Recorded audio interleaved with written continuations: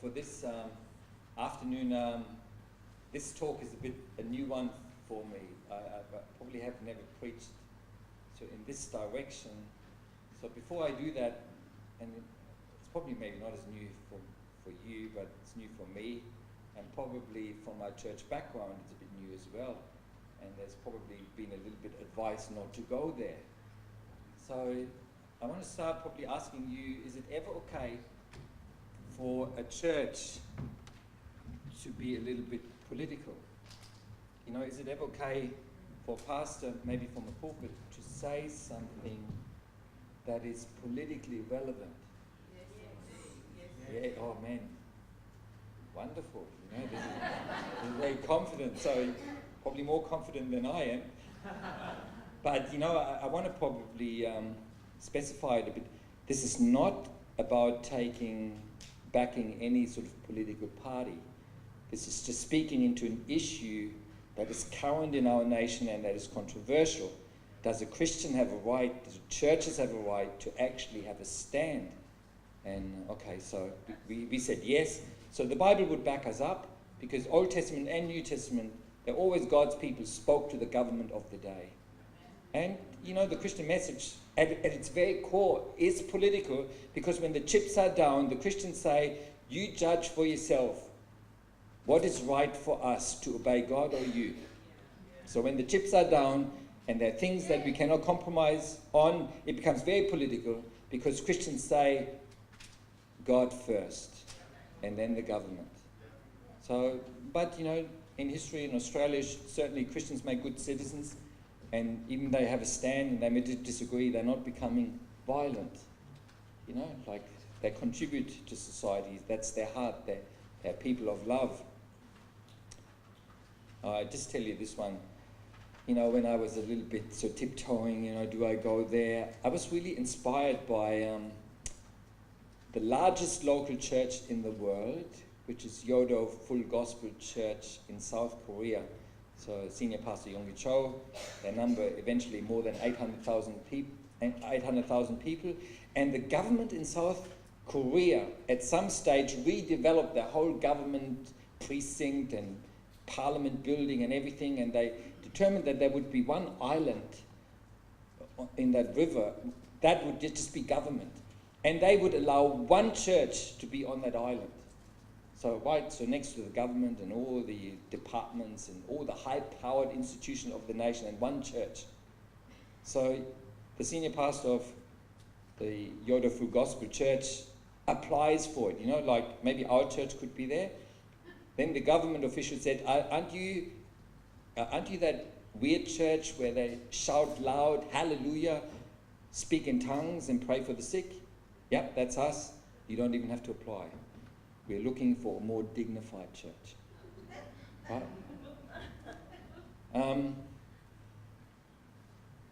And then there's a miracle story happening where in the end, the government official approaches the senior pastor of that church, asking them whether they would like to come and be on that island and have a church there. And you know, his mother got healed and filled with the Spirit, and his wife got saved and filled with the Spirit, and he got saved and filled with the Spirit.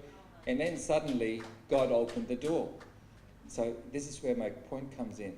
So it's not the largest church in the world yet, but can you imagine that you have the parliament there, and in the light of sight of the parliament is the church? You know, you're occupying the same territory, and you are a politician, and you see that suddenly more than 800,000 of your countrymen are actually belonging to that church. Wouldn't you say that that's a message? And wouldn't you say that God placed the church there for a purpose? To have a message to the nation and for the parliament to take notice? Okay, I took long. I did that for my sake. Only about 10 weeks ago, the Parliament in Tasmania passed laws that would make it illegal to address a transgender person that identifies in a certain way, not to address them with their preferred pronoun. Basically, you know, if they say, I'm not a he or a she, you've got to have to call me something else. You have to comply, and if you don't comply, you're breaking the law. And I guess you're liable for a fine or whatever, and you know, you would be guilty of something maybe like hate speech. So when you investigate that law, it's basically compelling your speech. The government is compelling how you have to, you know, phrase a certain situation. The thinking behind it, it's probably all a little bit new. Certainly, you know, a year ago, 5 years ago, would have been very new to me. But the ideology, the thinking, the ideals behind it, I probably explained to you the best using the gender-bread person. Can I have the first slide, please? So it's coming up. Can I have the PowerPoint slide, the first one?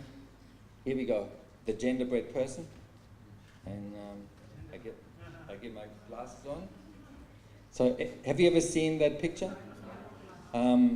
In Queensland, where I come from, it's used in some schools to teach children. And, you know, probably judging by the cartoon, whatever, probably young as 12 or younger. I find it interesting that the Queensland Education Department knows about this, but is okay with it. So basically the way it works is that you are encouraged to no longer identify yourself as either male or female, determined by your sex, or whether you have, you know, female or male sexual organs, or whether, you know, the DNA of your cells is male or female. And that is backed up because in Tasmania, the legislation also suggested to do away with birth notices, you know, that in the birth certificate that you actually identify the person being born, whether it's male or female. So you do away with the biology and you go with a radical gender ideology that is basing gender on a social construct. So you determine it yourself, your environment determines it, and there are 4 different categories. So the first one is identity. It's basically what you yourself say of what you are. And you basically got 2 lines. One is womanness and one is manness. And then, you know, it's a scale. You got to place yourself on where you are. So you're not either or. You may be 70% womanness, and then you feel maybe like a 30% manness. So it's a sliding scale. It's fluid. It may change from week to week. Yeah, it is not funny. So that's how you feel. Then the next one is gender expression. That's feminine or masculine. And gender expression is what kind of dress I'm wearing.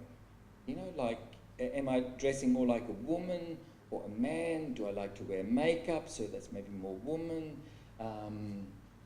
You know, do I have short hair? You know, so, and then you put yourself on a scale, and you're a little bit of this and a little bit of that, and that's encouraged.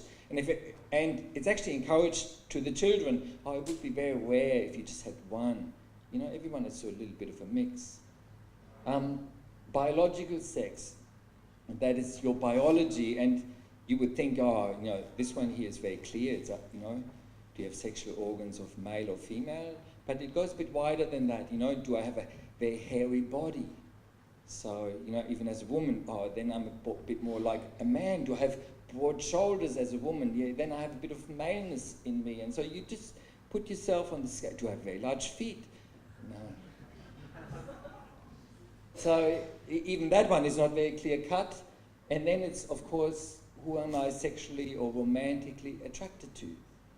And again, here the suggestion would be, it's not just either or. You know, maybe I'm 80% attracted to women, but I do have maybe a soft spot, you know, maybe 20% somewhere else. And so the end result of that is that there is a multitude of genders that come out of it, because everyone is on that scale. You have those 4 different scales, and it creates a mix, and everyone sort of turns out differently at the end. That's clear? Our congregation is more vocal, so I'm getting nervous if I don't get feedback. So, okay, that's clear. So basically, the end result is you have so many different genders and people that identify themselves, so they would say that he and she no longer fits. So there are new words, and can I have the next slide? There are probably at least 70 of those. Most of them I don't know, but this is what a person that plays the genderbread game may come up with. So don't address me as a he, address me as a V, or a X, or a Z, or, have a look. Pick one. And now in Tasmania, the Senate has to approve it, I think, in March. But if the Senate approves it, if you don't use any of those, you're in breach of the law. So, and you may think, oh, Tasmania, man, that's the southern end of Australia, they're a bit crazy down there, and just but this is members of parliament, this is not just anyone, these are elected representatives. They're not just a fringe group of people, they're in parliament. And that kind of law, it's debated now in Tasmania, but it's already law in Canada. So in Canada, it's like, wow. And precisely that kind of law catapulted one lecturer in Canada. His name is Jordan Peterson. Heard the name before. He was, but at the time, a probably more unknown university professor. He's a clinical psychologist. And this law came in, and he looked at this law and said, that's the first time in common English law that the government compels speech, and compels you by speech to buy into radical gender identity. And he said, it's not even about the gender identity worrying about this particular issue. The very fact that the government takes away your freedom of speech by threat of the law is a line that is not safe to cross, and he was not prepared to cross it. And said, I'm not going to do it, that's that. So, this is yes, except when your job is on the line, and his job was on the line, and he didn't have any backup, he didn't have any financial backup, and no one knew him. So in his desperation, he makes a pretty amateurish YouTube video telling about his plight. And that one went viral. So it got millions of hits and catapulted him into, I guess, in limelight and political debate. And he's one of those voices that can actually clearly enunciate an alternative position to the genderbread person and make sense from a clinical psychologist's viewpoint. And, I have a feeling that God raised him up. He's not what you call a born-again Christian. I think he himself identifies himself as a nominal Christian. So he's very much leaning into the Bible and loves the Bible and meaning and all of that, but he's not a full-on Christian, which is, I think God, it's wise. Because if he was a born-again, full-on Christian, everyone would dismiss him. Oh, you're just a Christian. And your point of view does not count if you're a Christian. So thank you, God, for Jordan Peterson. But it catapulted him into the limelight. But give you a little bit a sense of what comes out of it is, why does the Tasmanian government put that law in? Why is it such a big thing right now in Australia, all across the board? Anti-discrimination laws, and you've got to buy into all the gender fluidity and all of that. Why is it such a big thing right now? Why would people do it? Hijack, in a positive construction, they would say out of compassion. We do it out of compassion, out of love, out of acceptance, because we don't want to discriminate, right? It's our natural instinct. I mean, we want to love people, we don't want to discriminate. Yes, and that's all wonderful, and it's all out of compassion, except when you disagree. When you say, yes, you can hold your view, but I want to still hold my view, and I disagree. And then it's no longer compassionate, then you yourself experience a fair bit of hate. And, well, you would say persecution. And, I'm not even just, talking Christians. Anyone that holds that view would suffer quite a bit of backlash. And you're all nodding your head, so you all know what I'm talking about. Because, my wife knew about that talk. And my wife is, we've had enough conflict. She said, "Dad, do you have to speak about that?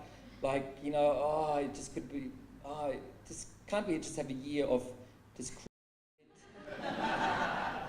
and then I said to her, look, it's actually a really, really, really bad sign that you're afraid of this. I'm nervous as well, and everyone is tiptoeing around it. Man, who would have thought that 5 years ago, 10 years ago, you actually enunciate Christian teaching, the biblical teaching, and you would be afraid to do it even in your own church? Would you have, we've come a long way on this. And then I said to my wife, look, I'm the pastor. If I don't speak, it's my job to speak the truth. If I don't speak, who will? Or I can't just delegate that. I should resign if I do that. So Jordan Peterson, there was also in Canada, there was a teaching assistant in the university, another university, a teaching assistant. And so the teaching assistant basically has a class, and she stays neutral on the subject, and she wants to introduce all that gender theory, whatever, to the class, to the students, university students. And she plays a clip that played on Canadian TV. So she plays a few minutes there, and there are two professors arguing the 2 points. So one is radical gender ideology, the genderbread person, he just argued for that. And the other one was Jordan Peterson and giving an alternative view. And then she got called in to 3 senior professors of the university. One was her supervisor. The other one was the university's manager of gendered violence prevention. And another professor. And, they had the conversation, and she secretly recorded it.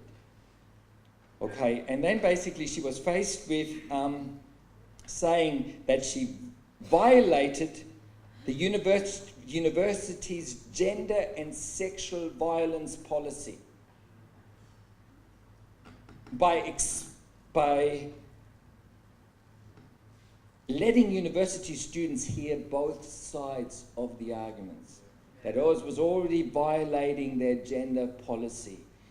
The words that they used to her was, "You created an unsafe environment."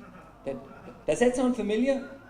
Does that sound familiar? How often anything Christian, you're creating an unsafe environment. In Queensland, just a few months back, there was coming from the Queensland Education Department saying that children on the playground at school, if they invite other children along to their Christian youth group and mention the name of Jesus, or give maybe Christmas cards with the name Jesus on it, they create an unsafe environment for the school. So it's familiar language. So unsafe environment, it's toxic.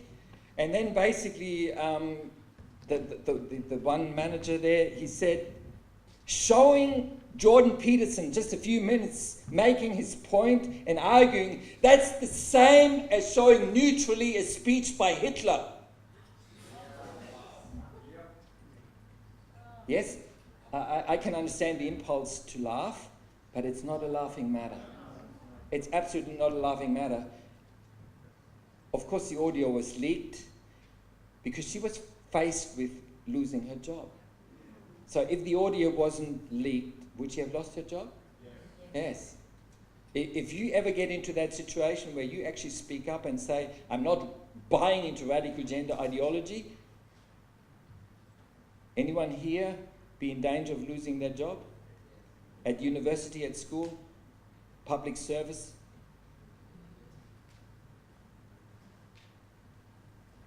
So you seem all to agree. I don't have to list all the cases that we read in the newspapers about where people have lost their jobs, that they're too afraid to speak up. If you have a Christian businessman and you get seen supporting something like the Australian Christian Lobby, you know, like the one person that was at IBM, he was on the board, he was identified of serving on the board of a Christian organization, the whole company got bullied, social media, boycotted. Yeah, okay, no, I keep going. I don't want to go slow, I want to go fast.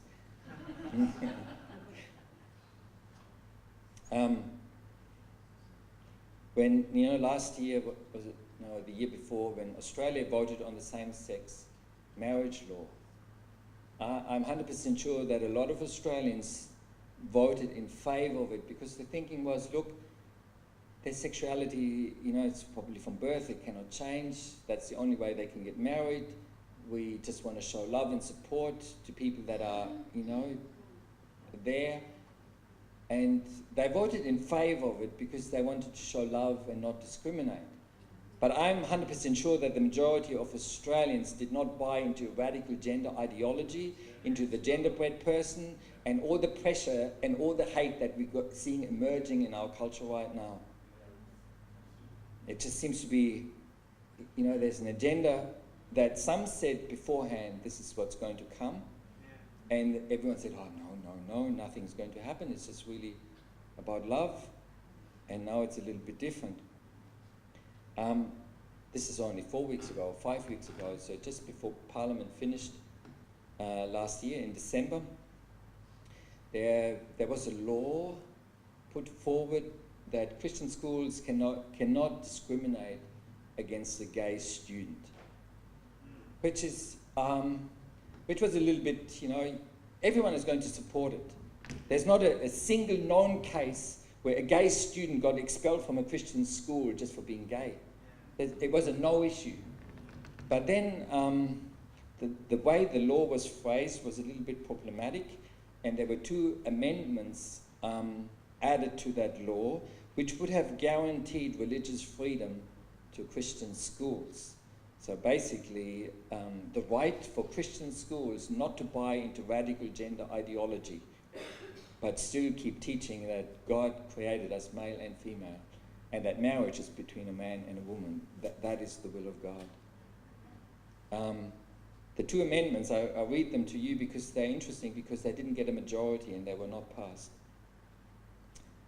So it's not unlawful for a Christian or Christian organization to engage in teaching activity if that activity, A, is in good faith in accordance with the doctrines, tenets, beliefs, or teachings of a particular religion or creed, and B, is done by or with the authority of an educational institution that is conducted in accordance with those doctrines, tenets, beliefs, or teaching.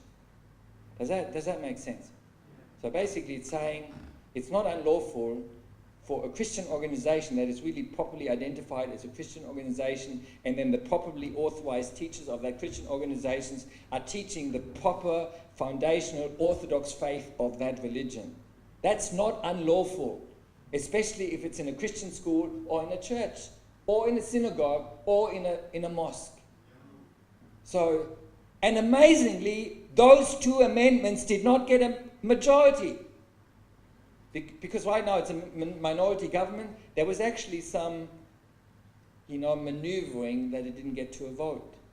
So it still needs to be voted on this year. The Attorney General of Australia, which is, he's the right one to speak and identify the legal issues of it. He said, look, not passing those 2 amendments would basically mean that all Christian schools and all churches and all synagogues and all mosques would be open to anti-discrimination law cases if they keep teaching what they believe. I'm telling you that, and and at the same time, I can't quite believe what I'm saying.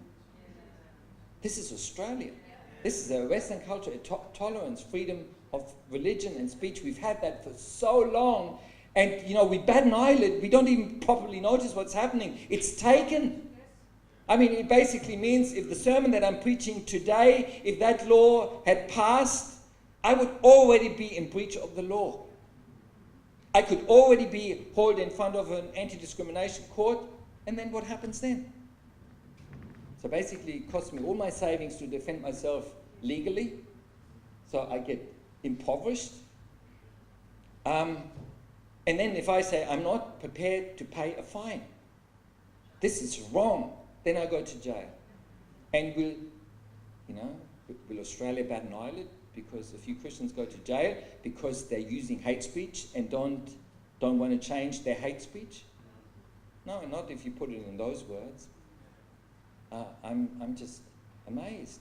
And so this is before our nationwide. I'm firmly convinced that 2019, it's a watershed year. Yeah. The next election will not be about the economy, certainly not for us Christians. It will be about freedom of religion and whether we can be, whether we have to become underground churches, whether we can still say what we believe. The Prime Minister is recognizing that and is proposing new anti-discrimination laws that also cover religion.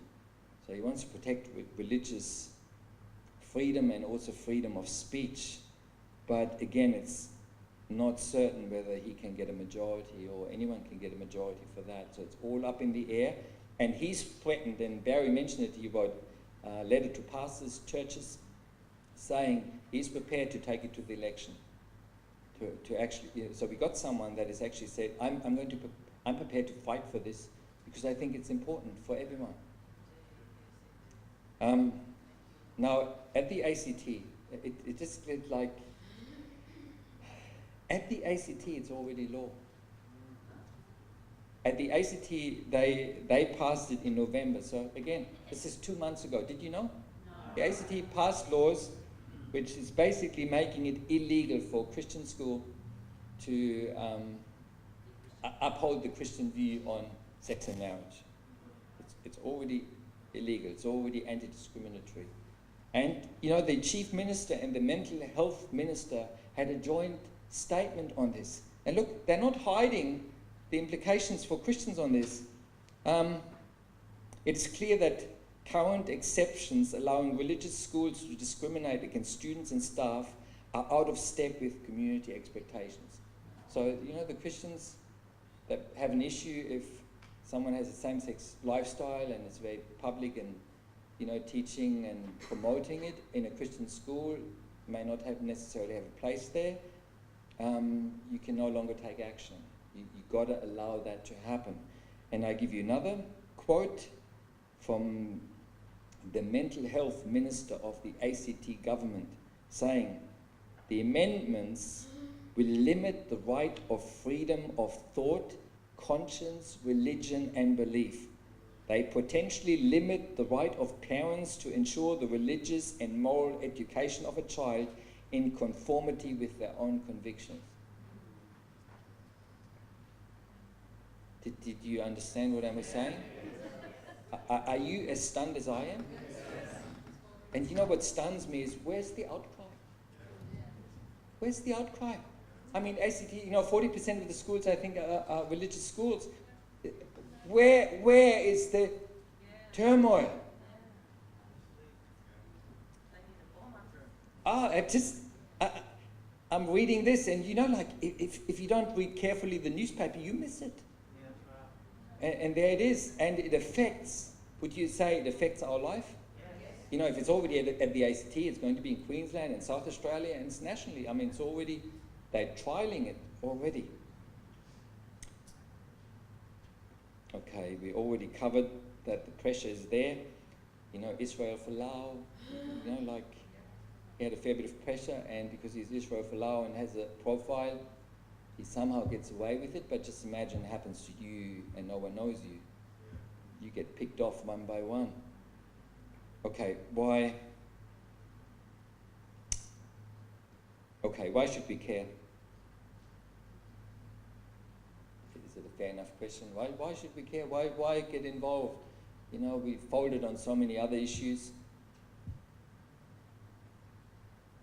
Well, you could say as a Christian, because we are actually looking at the Bible, and it's an authority for us. It's the revealed will of God, and we want to be obedient to the truth as we understand it in the Bible. And I'll just give you one passage, and the passage may actually mean what it says. For although, that's Romans 1, for although they knew God, they did not honor him as God or give thanks to him, but they became futile in their thinking, and their foolish hearts were darkened. Therefore God gave them up in the lusts of their hearts to impurity, to the dishonoring of their bodies among themselves, because they exchanged the truth about God for a lie, and worshipped and served the creature rather than the Creator. For this reason God gave them to dishonorable passions, for their women exchanged natural relations for those that are contrary to nature. And the men likewise gave up natural relations with women, and were consumed with passion for one another, men committing shameless acts with men, and receiving in themselves the due penalty for their error. And since they did not see fit to acknowledge God, God gave them up to a debased mind to do what ought not to be done. We have to admit, those words are a bit strong, right? But they are in the Bible, and while we probably wouldn't put it in such a strong way, there is a suggestion in the Bible that thinking that is not, and passions that are not according with God, come as a result of turning away from God and willfully living in sin, just not wanting to know about it. And according to the Bible teaching, this is very clear. Our organ up here, our reason, our mind, only works properly under the Spirit of God. And when the Spirit of God ever retreats, all sorts of things are going to happen with our minds, and we think things are plausible and self-evident that are so contrary to God's understanding of how everything works. Amen? I would say this is an important lesson. So an attraction, a gender-bred attraction across the field, whatever, that's not necessarily from birth. It is a consequence of our relationship with God. And I would also say, according to that passage is not really necessarily talking about individuals, It's actually talking about a people. If a people turns away, it creates a culture and an environment where all sorts of things suddenly happen. And, well, we may be at that stage. But that's the Bible, and we have a commitment to the Bible. But when you talk to the wider nation, they do not see the Bible as an authority. So you cannot go to Parliament and say, in John chapter 3, so you got to argue from another base. But we Christians can do that, because our God made the world. Amen. So, and our God gave laws that actually make the world work properly. If you want to live healthy and fruitful and abundant lives, it's a good advice to do what God says. And so you can actually, independent from the Bible, you can do your scientific research, and your scientific research will tell you and confirm how the world of God works. And the laws and things that he put into action, they have the good outcome. While if you think you're smarter than God and turn away from it, you reap what you sow. So from that angle, why would we speak up now? Why would it be important to us?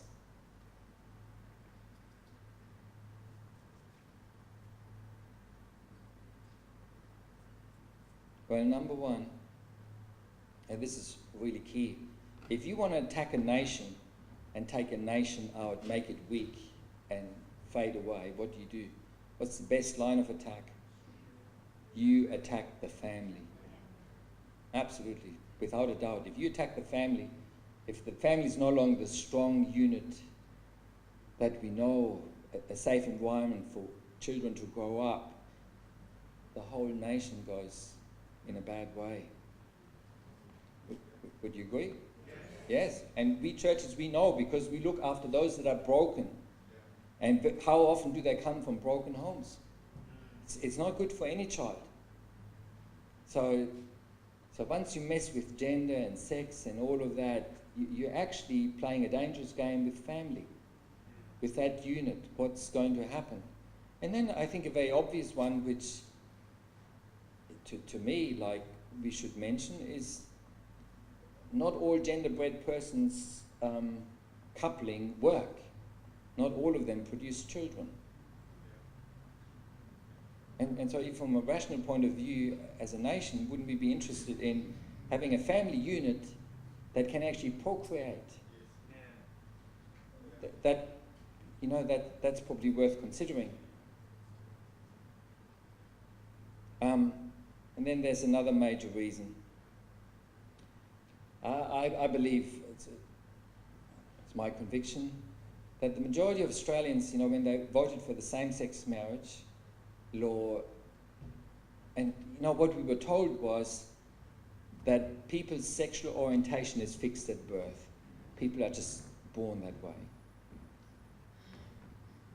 And if they're born that way, and can't be changed, it would be unfair just to put anything on them or just not give them an equal voice or equally recognize them among us. Would you agree that's a little bit... Is that what you heard? It can't be changed? Now, the research is actually highly interesting. It's the opposite. And the research is not even controversial. Among the scientists, it's not one little bit controversial that sexual orientation is not fixed at birth, especially the same-sex orientation is not fixed at birth. I give you just one study, and again, can I repeat, it's not controversial. One study has about 12,000 American teenagers. 1.5% of the 17-year-old males had an exclusive same-sex romantic orientation as 17-year-olds.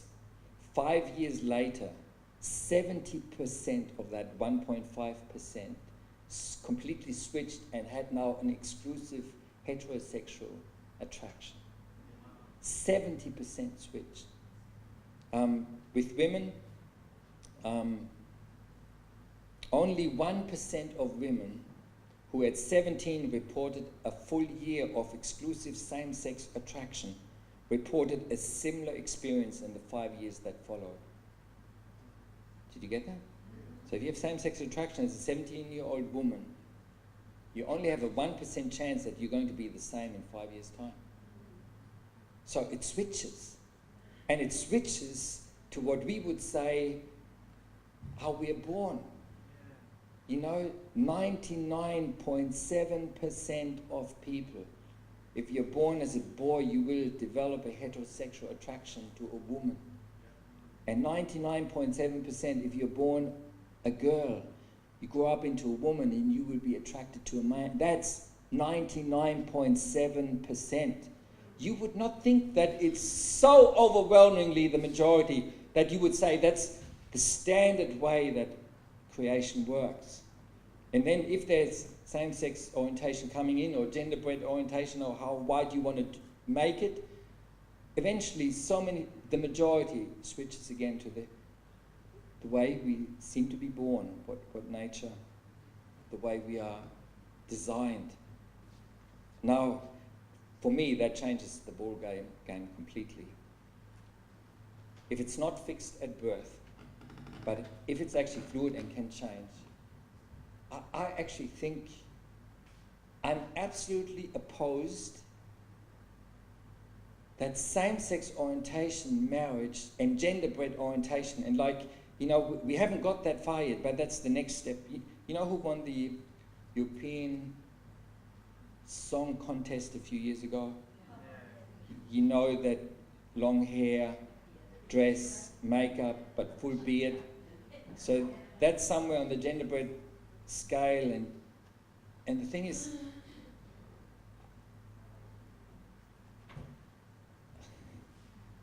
to me it does not make sense. It's like, I'll give you the reasons in a minute. To put that up right now in our culture as of equal value to hot heterosexual relationships, equal value. And equal value means it's held up as an equal role model to our children. I guess most of us, we are who we are, we survive whatever comes up. But our children, you grow up and you get, in school, you're exposed to the gender-bread person. You've got to put yourself on scale, so you're no longer male or female. It gets imparted on you, suggested to you, you're somehow on the mix. And then you watch movies, Disney movies, cartoons, and you watch love scenes that are same-sex and gender-bread sex and all sorts of things. And it's put to you in an environment where it's of equal value, as good as, and like, oh, you might try this, you may grow up into this, and why would you do it if 99.7% actually, if you leave them alone, they just grow up heterosexual, and then it actually works as a family. It's complementary. Maybe nature had a design wisdom in making us different and putting sexual attraction as it is. Why would you mess with something that seems to be standard in nature and biology? And why would you introduce it in government, in law, when as a nation we've never really talked about it? Why would you espouse radical gender ideology? Why would the gender-bread person be in schools when we have never even been told about it? And ask whether that's all right with us. I mean, who's pushing that agenda? And why would Christians be persecuted and put in no man's land and said, you're not meant to say anything? If we say this is not right because the biology and the science go against it. And if I have a son-in-law now, and I'm looking forward to grandchildren, I do not want them to be confused. If I have a young boy, I know my role and responsibility as a parent and as a grandparent is to give guidance to the young. It's hard enough to grow up and know what a man is supposed to be like without that. It's confusion. And then if I have the choice, and if you have the choice whether you be heterosexual or same-sex or gender-bread, whatever, what would you choose? I mean, what is logical to choose if you can choose? If you don't think, oh, heterosexual is so reprehensible, like, oh, that's not a negative, It seems to be, no, I'm not going there, but like, if you have the choice, what would you choose? What I am. To me, it's totally obvious. You would choose a heterosexual relationship because you got the chance of children. Man, I want to be a grandfather. So and if my girls chose another woman as a partner, my heart breaks. I mean, they may not even have children, you never know, but at least if she marries a man, there's a chance. Is that value? Does that make sense? I think it totally makes sense. And then another one. Well, the design features for sexual union work a whole lot better if it's man and woman. Would you agree? Two of the same doesn't quite work the same. I mean, yeah, we can laugh about it, but it makes sense, doesn't it? It makes total sense. I mean, this is how we're created.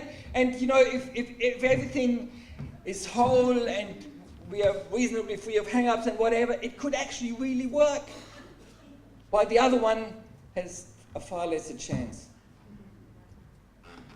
And then, potentially, it's harmful. And this is I was just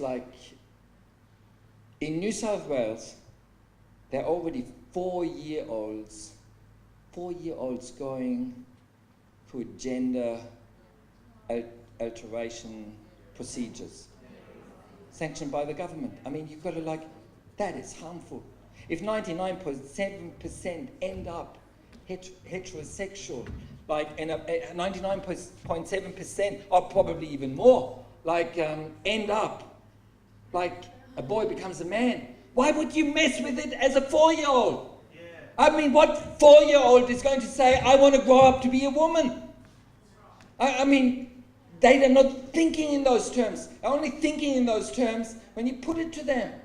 When you say, oh man, maybe you feel bad and this and that, maybe wear a dress. Do you know, this is...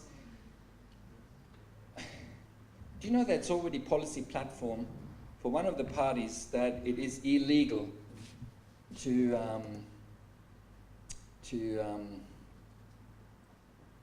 basically try and encourage a child to adopt a different gender. So it's not illegal if you want to play the gender-bred person, and if you encourage a young boy to identify them as, like maybe I'm a girl. So that's okay, just to put that to the boy, oh, I think I'm a girl, I may try that one out. But if that child comes home and says to the dad, I want to wear a dress to school next day, if you as a parent say, oh, I don't think so, we may not do that, you may be in trouble and in breach of the law. So yeah, so you don't think it's too out there. I think, anyway, I move on. I think I made my point here.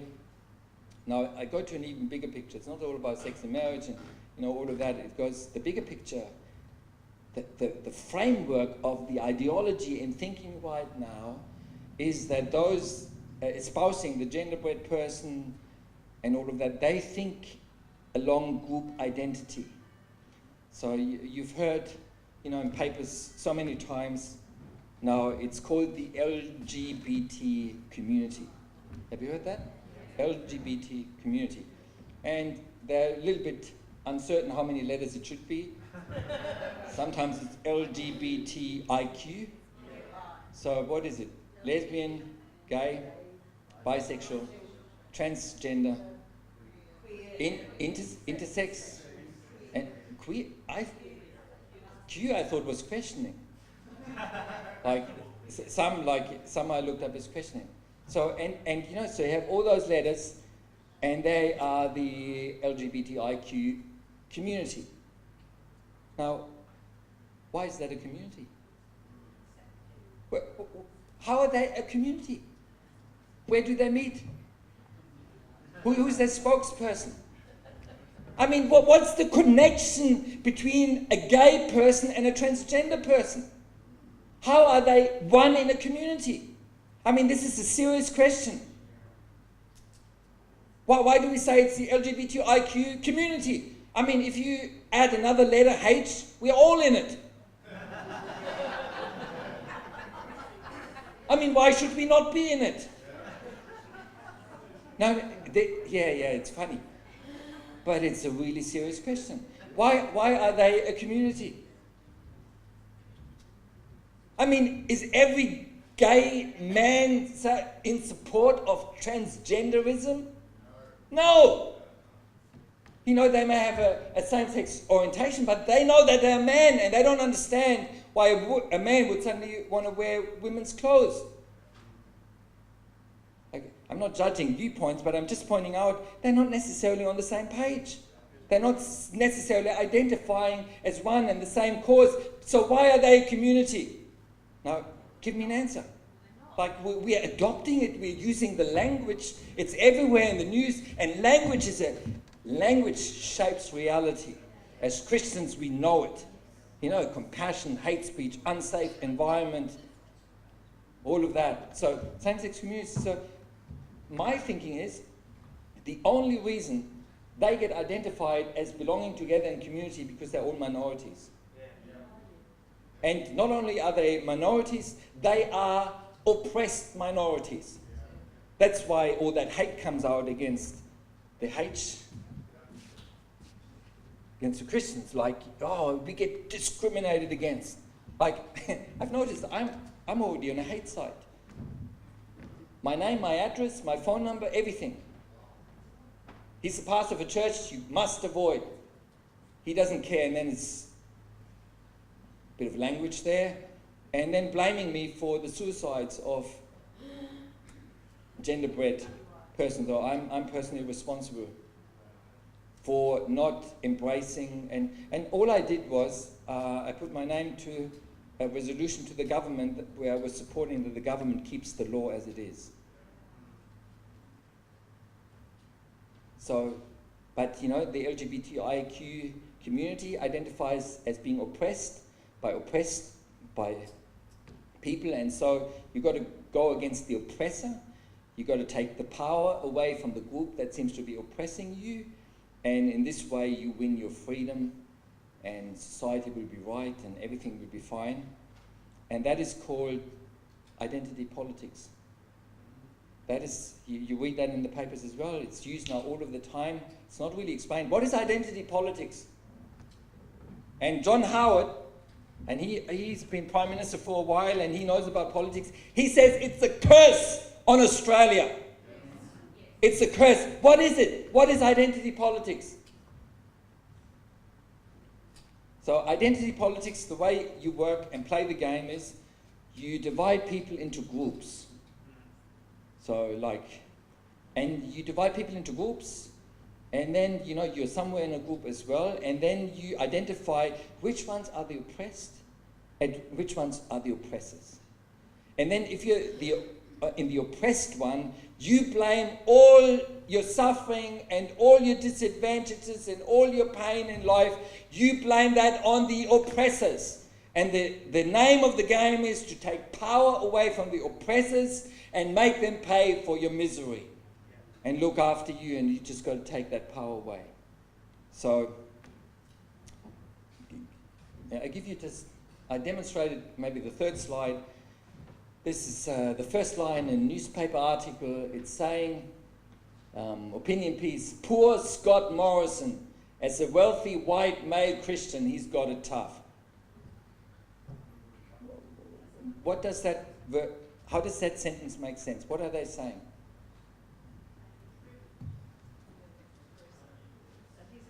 You only understand that sentence from the background of identity politics. So basically, Scott Morrison got it tough because he's immediately identified with four groups that oppress, which is the wealthy. So you got to, you know, they are oppressors. You got to take things away from them. He's white, so and they're to blame for everything. Western culture, especially, and everything white. And then he's male, you know, and the males have oppressed women forever. And then he's Christian. So he's got it tough. He's got it tough. And like, I won't show you the cartoon, but I made my point. So does that make sense? Now, identity politics is an old game. It has been played before, and we probably know it better under Marxism. And it's actually the same ideology, just rebranded.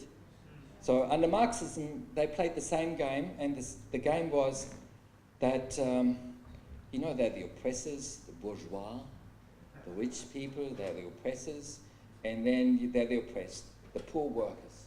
And if only all the power would go to the poor workers, then we would have paradise on earth.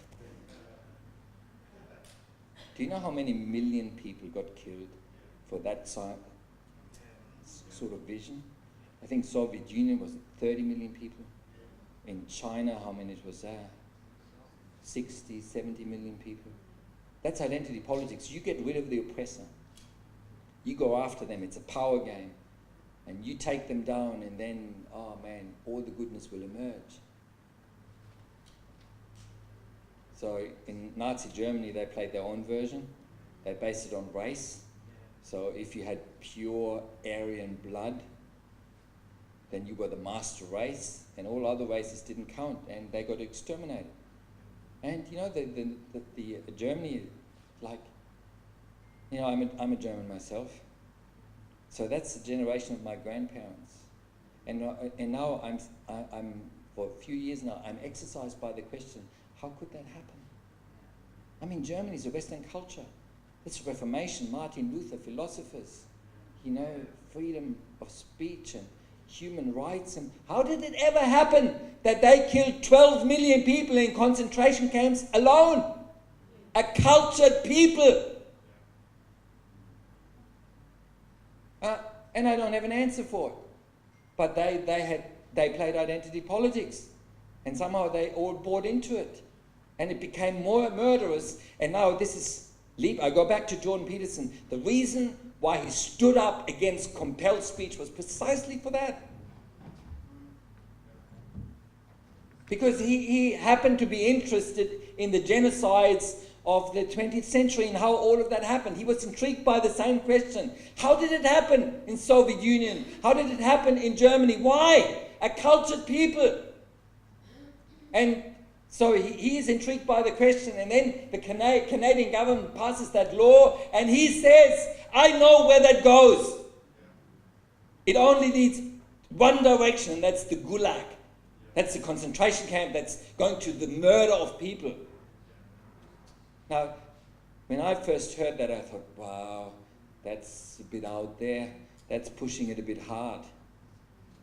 But think about it. I mean, is Australia, if we don't get this right and it goes the way it goes, are we in danger of going down that road? Yes. Of eventually killing people? Or doing all sorts of people? Is that a reasonable thing? Yes. Oh, you're all saying yes, but man, I don't know. And Alexander Solzhenitsyn, so he wrote the Gulag Archipelago about, the history of the concentration camps there. He was a communist and got, imprisoned himself and all of that. He writes in the foreword of the abridged version, he writes, it would be so helpful and convenient if one country could learn from the lessons of another country. You could save yourself so much pain if you just paid attention to what happens in another country and you learn from it. But usually it doesn't happen. Because usually what you say is, surely that wouldn't happen here. And I'm still there, mate. This is Australia we're talking about. Surely it's not going to happen here. Our culture is based on something else. But then on the other hand, I see all these people losing their jobs. I'm seeing all that hate poured out on social media. I'm seeing all that hate, you watch ABC Q&A? And the Christian, if there's ever a Christian, he's the sacrificial lamb. That's not nice. And then I probably watch all the modern TV shows, whatever, and the Christian is always the baddie. There's not a positive role model Christian anywhere in literature. Or you tell me one. So I just see all of that, and then I'm thinking, man, it's 2019. I would have never imagined being afraid to preach what I'm preaching today. In Australia, why would I be afraid of it? And yet, we are. All sorts of things could happen if that sort of message gets heard by a great, and And so the question, could that never happen here? It might happen here. I mean, it did happen in Germany. It did happen in the Soviet Union. They had their writers and philosophers and...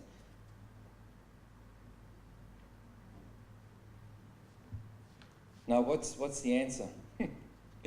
One answer is probably that, well, guys, you had it good in Australia for so long. Christians have been persecuted all over the world in so many countries. And yes, there is a war going on, a spiritual war. Will the pendulum swing back? Maybe eventually will persecution increase a little bit? Might be. But what's the answer? And I find highly interesting, going back to Jordan Peterson. He said forever and a day he was tempted to be a politician. For years and years and years, exercise, make a difference, become a politician. And he decided against it. It's amazing. He's such an important voice right now in that debate, and he's not a politician. He's after something else. He's after the individual. He's after helping individual people. And I tell you, that's basically a Christian response. This is Christian. Christians don't buy into the group identity thing. Christians say every human being, no matter what race, no matter what orientation, what they are, everyone is made in the image of God. Everyone. So we've got far more common with one another than what divides.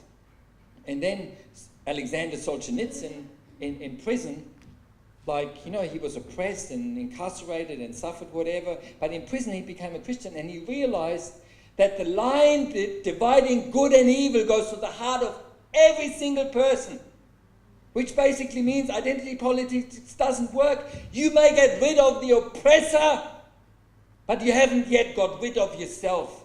And there's evil in your own heart. And the oppressors may have all the power right now, but the oppressed are not any better. Once they got power, they may be just as bad as everyone else. You go after the individual and allow Jesus to touch the individual and save and heal and transform the individual, and then the individual breaks free from all the boxes of identities and groups. No, he's an individual before God. He has commonality with all of humanity. I mean, once you become a Christian, what does the Bible say? In Jesus Christ, there is no male or female. There is no Jew or Gentile. There is no master or slave. We're all one. And once, you reach an individual, he breaks out of that box, and then another individual. And if you reach enough individuals, you break down, all that identity politics will disappear. Is that a good response? Yes. So, I keep going. So,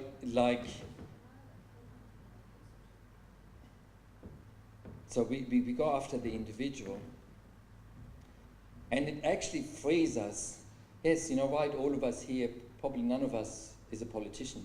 None of us really has a platform but we all got a job from Jesus, to spread the good news to the individuals, right? So basically it's an encouragement to keep doing our job and reach individuals, and one by one, and it may take a while because Christianity is just it's declining in Australia, but if it's increasing again, there's hope. All that identity politics will disappear, because the Christian truth, really the basis for Western civilization, is the discovery of the individual. I mean, human rights would be unthinkable without the Christian message. And how good is that for a nation? I mean, if you play identity politics, what is Australia going to look like? It's basically a country at war with one another. Groups slugging it out.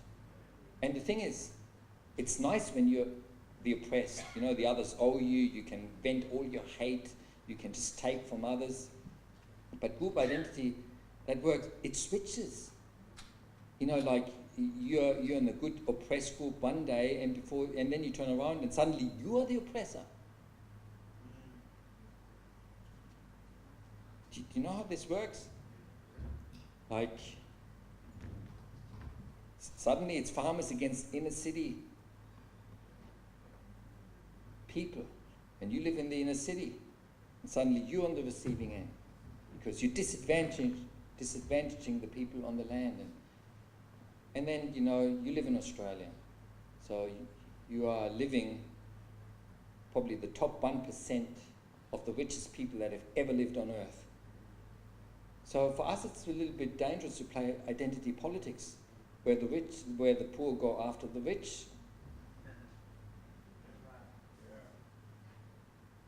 The way forward is to know about Jesus Christ, and that God made every single one in the image of God. And it's about every single person just receiving transformation by the power of Jesus Christ, recognizing the evil and sin in each and every one of us. Everyone repents and turns around to God, and then take up responsibility follow Jesus in obedience, and serve our neighbors around us. And we escape those boxes and create community. Amen.